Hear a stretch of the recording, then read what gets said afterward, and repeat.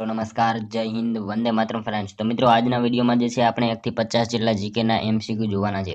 મિત્રો આવનારી એક્ઝામ જે છે કોન્સ્ટેબલની એની જો તમે તૈયારી કરતા હોય તો વિડીયોમાં છેલ્લા સુધી જોતા રહેજો। આપણી ચેનલ ઉપર જે છે તમને આવા દરરોજ જીકેના વિડીયો જોવા મળશે। તો ચાલો શરૂ કરીએ। પ્રશ્ન નંબર પહેલો, નીચેનામાંથી સૌપ્રથમ રંગીન ગુજરાતી ફિલ્મ કઈ છે? નીચે આપેલા ઓપ્શન જે છે એમાંથી સૌપ્રથમ રંગીન ગુજરાતી ફિલ્મ જે છે એ કઈ છે? તો શું આવશે રાઈટ આન્સર? અહીંયા લીલુડી ધરતી આવશે। ઓપ્શન સી આપણો રાઈટ આન્સર બની જશે। ખાસ યાદ રાખજો, સૌપ્રથમ રંગીન ગુજરાતી ફિલ્મ કઈ? તો લીલુડી ધરતી જે છે એ સૌપ્રથમ રંગીન ગુજરાતી ફિલ્મ છે। નેક્સ્ટ ક્વેશ્ચન જોઈએ ત્યારબાદનો, દુનિયામાં વિચારોના વાવેતરથી શું નીપજે છે? દુનિયામાં જે છે વિચારોના વાવેતરથી શું નીપજે છે? તો શું આવશે રાઈટ આન્સર? અહીંયા પ્રગતિ પાક જે છે એ નીપજે છે। ખાસ યાદ રાખીશું, ઓપ્શન બી રાઈટ આન્સર અહીંયા બની જશે। દુનિયામાં જે છે વિચારોના વાવેતરથી શું? તો પ્રગતિ પાક જે છે એ નીપજે છે।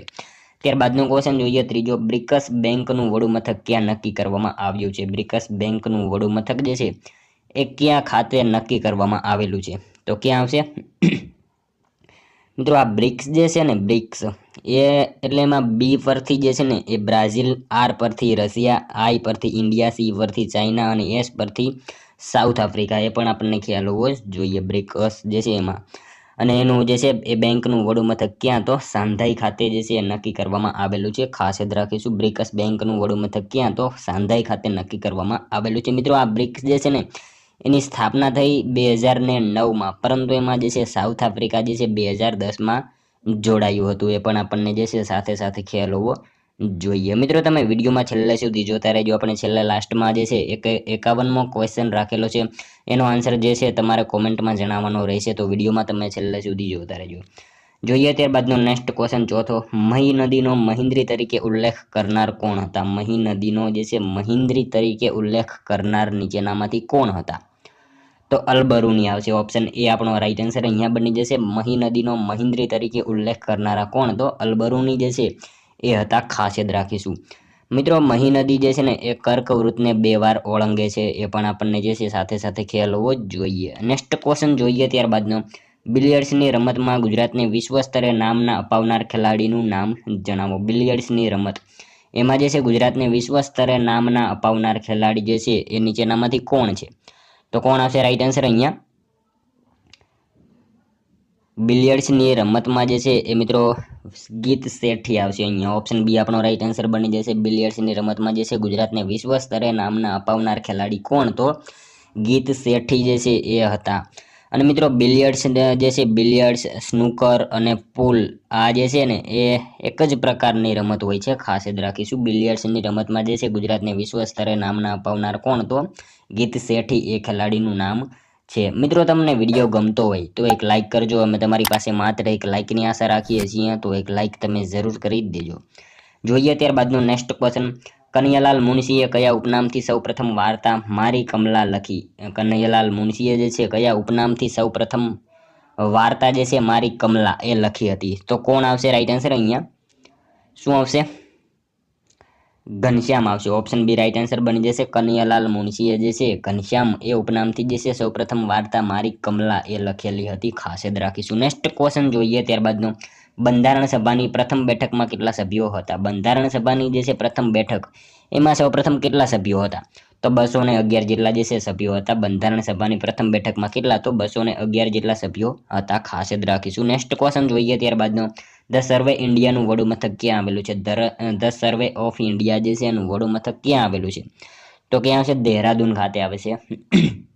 ધ સર્વે ઇન્ડિયાનું વડું મથક ક્યાં? તો દેહરાદૂન ખાતે આવેલું છે। ખાસ યાદ રાખીશું। નેક્સ્ટ ક્વેશ્ચન જોઈએ ત્યારબાદનો, ઓટિસ નામનો રોગ શરીરના કયા અંગને પ્રભાવિત કરે છે? ઓટિસ, આ ઓટિસ નામનો રોગ જે છે એ શરીરના કયા અંગને પ્રભાવિત કરે છે? તો કાન જે છે એ અંગને પ્રભાવિત કરે છે। ઓટિસ નામનો રોગ જે છે એ ક્યાં? તો કાનને જે છે સંબંધિત રોગ છે। ખાસ યાદ રાખીશું। નેક્સ્ટ ક્વેશ્ચન જોઈએ ત્યારબાદનો, કોષના પાવર હાઉસ તરીકે કોણ કાર્યરત હોય છે? કોષના પાવર હાઉસ તરીકે જે છે એ નીચેનામાંથી કોણ કાર્યરત હોય છે? તો કોણ આવશે રાઈટ આન્સર? અહીંયા કણાભ સૂત્ર આવશે। ઓપ્શન ડી આપણો રાઈટ આન્સર અહીંયા બની જશે। કોષના પાવર હાઉસ તરીકે કોણ? તો કણાભ સૂત્ર જે છે એ કાર્યરત હોય છે। ખાસ યાદ રાખીશું। નેક્સ્ટ ક્વેશ્ચન જોઈએ ત્યારબાદનો, કેવળ તમારા માન ખાતર હું આવીશ, વાક્યમાં નિપાત ઓળખાવો। કેવળ તમારા માન ખાતર હું આવીશ, આ એક વાક્ય આપણને આપેલું છે, એ વાક્યમાં નિપાત જે છે એ ઓળખાવાનો છે.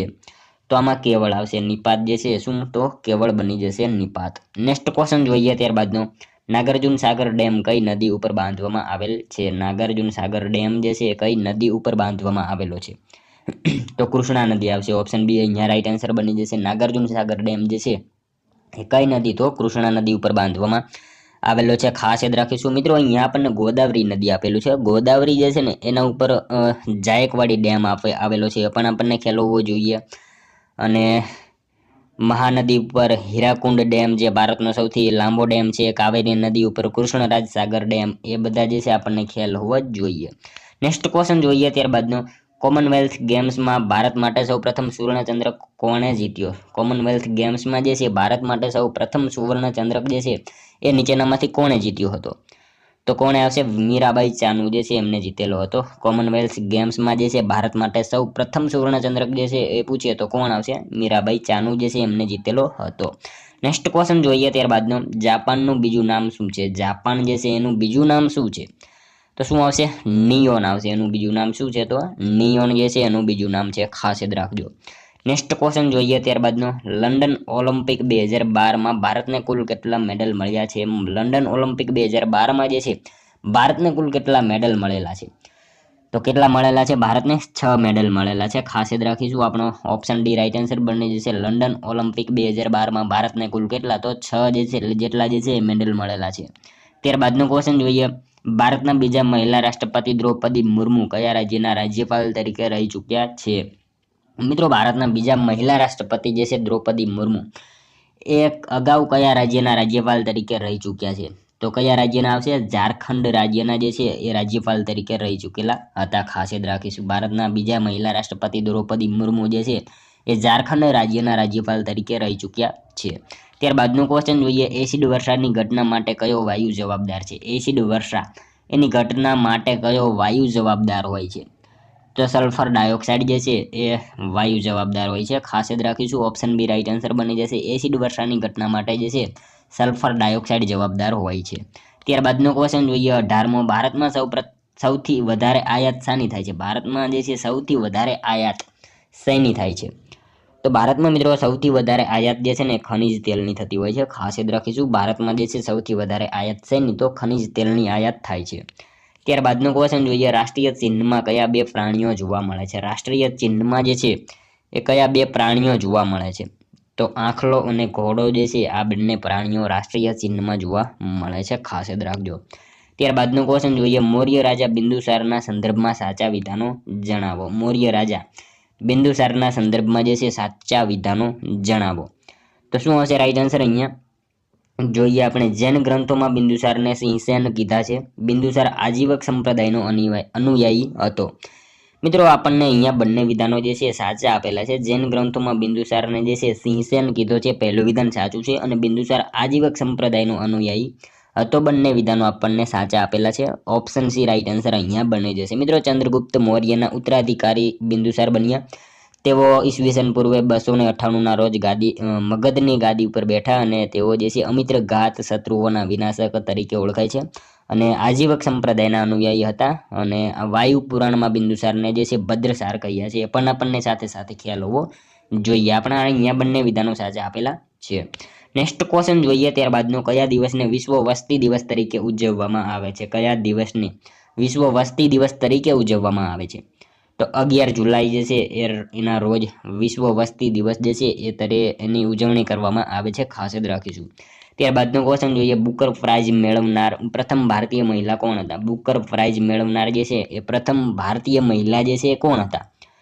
તો અરુંધતી રોય આવશે. ઓપ્શન એ રાઈટ આન્સર આપણો બની જશે. બુકર પ્રાઇઝ મેળવનારા જે છે પ્રથમ ભારતીય મહિલા કોણ? તો અરુંધતી રોય જે છે એ હતા. ત્યારબાદનો ક્વેશ્ચન જોઈએ 23મો, યુનિસેફનું વડું મથક ક્યાં આવેલું છે? યુનિસેફ એનું વડું મથક જે છે એ ક્યાં આવેલું છે? તો ન્યુયોર્ક ખાતે આવેલું છે. ઓપ્શન ડી આપણો રાઈટ આન્સર અહીંયા બની જશે. યુનિસેફનું વડું મથક ક્યાં? તો ન્યુયોર્ક ખાતે આવેલું છે. મિત્રો, તમે વિડીયોમાં છેલ્લે સુધી જોતા રહેજો અને છેલ્લે લાસ્ટમાં જે છે આ 50માંથી તમારા કેટલા સાચા પડે છે એ પણ કોમેન્ટમાં તમારે જણાવવાનું રહેશે. અને લાસ્ટમાં આપણે 51મો ક્વેશ્ચન રાખેલો છે, એનો આન્સર જે છે એ પણ તમારે કોમેન્ટમાં જણાવવાનો રહેશે. જોઈએ ત્યારબાદનો નેક્સ્ટ ક્વેશ્ચન 24મો, કયા જાણીતા ચિત્રકારે સાંસ્કૃતિક મેગેઝિન કુમારની શરૂઆત કરી હતી? કયા જાણીતા ચિત્રકારે જે છે સાંસ્કૃતિક મેગેઝિન કુમાર જે છે એની શરૂઆત કરી હતી? તો કોણ આવશે રાઈટ આન્સર? રવિશંકર રાવળ જે છે એમણે શરૂઆત કરેલી હતી. જાણીતા ચિત્રકાર જે છે રવિશંકર રાવળ એમને સાંસ્કૃતિક મેગેઝિન કુમારની શરૂઆત કરાવેલી હતી. ખાસ યાદ રાખજો. નેક્સ્ટ ક્વેશ્ચન જોઈએ ત્યારબાદનો. દરેક પ્રધાન વ્યક્તિગત રીતે રાષ્ટ્રપતિને જવાબદાર છે અને કેન્દ્રીય પ્રધાનમંડળ સંયુક્ત રીતે કોને જવાબદાર હોય છે? દરેક પ્રધાન જે છે વ્યક્તિગત રીતે રાષ્ટ્રપતિને જવાબદાર છે, તો કેન્દ્રીય પ્રધાનમંડળ જે છે સંયુક્ત રીતે કોને જવાબદાર છે એવું અહીંયા આપણને પૂછેલું છે. તો કોને આવશે રાઈટ આન્સર? લોકસભાને જે છે એ જવાબદાર હોય છે. ખાસ યાદ રાખીશું. કેન્દ્રીય પ્રધાનમંડળ જે છે સંયુક્ત રીતે કોને? તો લોકસભાને જવાબદાર હોય છે. ત્યારબાદનો ક્વેશ્ચન જોઈએ. ઇમ્ફાલ કયા રાજ્યની રાજધાની છે? ઇમ્ફાલ જે છે એ કયા રાજ્યની રાજધાની છે? તો મણિપુરની જે છે રાજધાની છે. ઇમ્ફાલ જે છે એ કયા રાજ્યની? તો મણિપુર રાજ્યની રાજધાની છે. ત્યારબાદનો ક્વેશ્ચન જોઈએ. ઉત્તરથી દક્ષિણ તરફ જતા છેલ્લું કયું શહેર આવે છે? ઉત્તરથી દક્ષિણ તરફ જતા છેલ્લું જે છે કયું શહેર આવે? તો છેલ્લે મદુરાઈ શહેર આવે છે. ઉત્તરથી દક્ષિણ તરફ જતા છેલ્લે કયું? તો મદુરાઈ આવશે. ત્યારબાદનો ક્વેશ્ચન જોઈએ. કયા ગુપ્ત સમ્રાટનો દરબારી કવિ હરિસેન હતો? કયા ગુપ્ત સમ્રાટનો દરબારી કવિ જે છે એ હરિસેન હતો? તો કોનો આવશે? સમુદ્રગુપ્ત જે છે એમનો જે છે દરબારી કવિ હરિસેન હતો. ખાસ યાદ રાખીશું. મિત્રો અહીંયા વાત કરીએ સમુદ્રગુપ્ત વિશે, તો ગુપ્ત વંશનો જે છે ચંદ્રગુપ્ત પ્રથમનો ઉત્તરાધિકારી સમુદ્રગુપ્ત જે છે બનતો હોય છે અને ઈસવીસન 335માં રાજગાદી પર બેઠો હોય છે. અને સમુદ્રગુપ્ત જે છે ને એ હિન્દના નેપોલિયન તરીકે પણ ઓળખાય છે. એ પણ આપણને ખ્યાલ હોવો જોઈએ. સાથે સાથે મિત્રો પરમ ભાગવતની ઉપાધિ ધારણ કરનાર જે છે સમુદ્રગુપ્ત ગુપ્ત વંશનો પ્રથમ શાસક હતો. એ પણ આપણને ખ્યાલ હોવો જોઈએ. અને સમુદ્રગુપ્ત જે છે ને એ વિષ્ણુનો ઉપાસક હતો. ખાસ યાદ રાખીશું. સમુદ્રગુપ્ત જે છે એ વિષ્ણુનો ઉપાસક હતો. ત્યારબાદનો ક્વેશ્ચન જોઈએ. કેલ્વિન શાનો એકમ છે? કેલ્વિન જે છે શેનો એકમ છે? તો તાપમાનનો એકમ છે. ઓપ્શન બી રાઈટ આન્સર આપણો અહીંયા બની જશે. કેલ્વિન જે છે એ શેનો? તો તાપમાનનો એકમ છે. ત્યારબાદનો ક્વેશ્ચન જોઈએ. બેટન કપ કઈ રમત માટે જોડાયેલો છે? બેટન કપ જે છે કઈ રમત માટે જોડાયેલો છે? તો શું હશે? હોકી જે છે એની સાથે સંકળાયેલ છે બેટન કપ. ત્યારબાદનો ક્વેશ્ચન જોઈએ. નીચેના પૈકી કયો ખરીફ પાક છે? નીચેનામાંથી કયો પાક જે છે એ ખરીફ છે? તો મકાઈ જે છે એ ખરીફ પાક છે. ખાસ યાદ રાખીશું. ત્યારબાદનો ક્વેશ્ચન જોઈએ. કુદરતી ખાતર કેવો પદાર્થ છે? કુદરતી ખાતર જે છે એ કેવો પદાર્થ છે?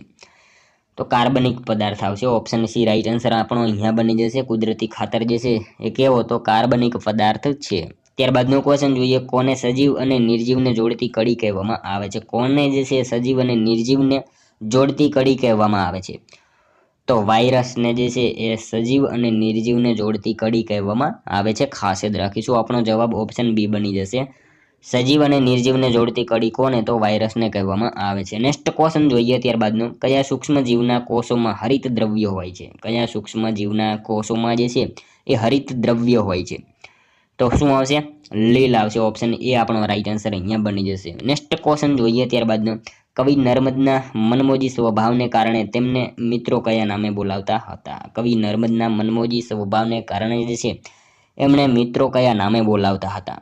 તો લાલાજીના નામથી એમને બોલાવતા હતા. ખાસ યાદ રાખીશું. કવિ નર્મદના જે છે મનમોજી સ્વભાવને કારણે એમને મિત્રો કયા નામે? તો લાલાજી નામથી ઓળખતા હતા, બોલાવતા હતા.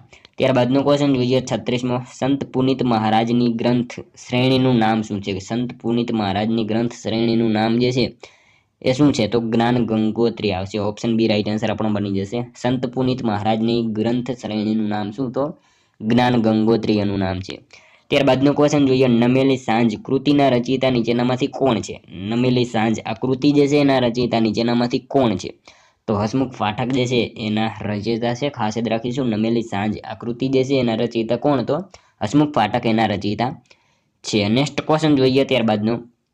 1857 ભારતનો પ્રથમ સ્વાતંત્ર્ય સંગ્રામ પુસ્તક કોણે લખ્યું હતું? 1857 આ પુસ્તક જે છે ભારતનો પ્રથમ સ્વાતંત્ર્ય સંગ્રામ એ કોણે લખ્યું હતું?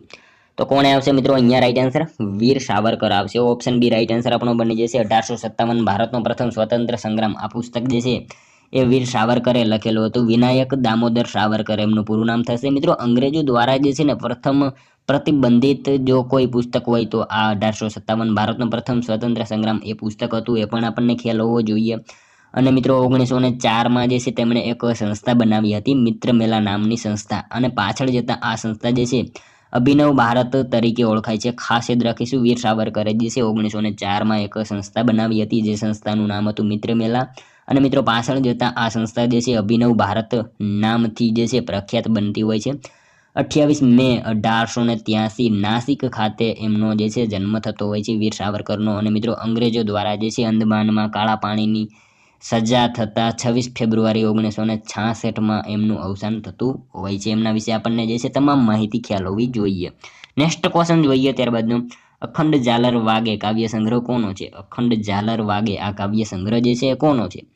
તો સુરેશ દલાલ જે છે એમનો છે આ કાવ્ય સંગ્રહ. ખાસ યાદ રાખીશું, અખંડ ઝાલર વાગે આ કાવ્ય સંગ્રહ કોનો? તો સુરેશ દલાલનો છે.